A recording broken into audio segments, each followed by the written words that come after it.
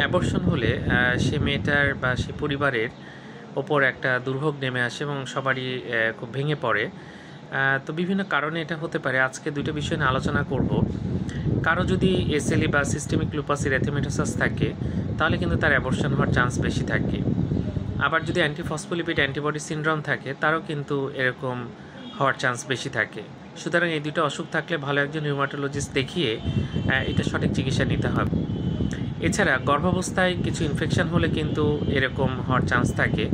তো গর্ভাবস্থায় যদি একটু সাবধানে থাকতে হবে, কারণ যদি টক্সোপ্লাজমোসিস, টক্সোপ্লাজমাতে যদি ইনফেকশন হয়, সাইটোমেগালো ভাইরাস, রুবেলা ভাইরাস, বিভিন্ন যে ভাইরাস আছে সেটাতে যদি ইনফেকশন হয়, বিভিন্ন প্রোটোজোয়াতে যদি ইনফেকশন হয়, ম্যালেরিয়া যদি হয়, তাহলে কিন্তু অ্যাবর্শনের চান্স থাকে। সুতরাং এই মানে গর্ভাবস্থায় সাবধানে থাকতে হবে, হুটহাট করে বাইরে যাওয়া যাবে না। বিভিন্ন ইনফেকশন কিন্তু শরীরের মধ্যে আসতে পারে। মশাবাহিত রোগ থেকে সাবধানে থাকতে হবে। বাসায় যদি বিড়াল থাকে সেখান থেকে খুব সাবধানে থাকতে হবে, কারণ এইসব বিভিন্ন জীবাণু কিন্তু অ্যাবর্শন করতে পারে। তো যাই হোক, সবার সতর্কতা জরুরি এবং একটা সুন্দর বাচ্চা সবারই কাম্য। ধন্যবাদ সবাইকে।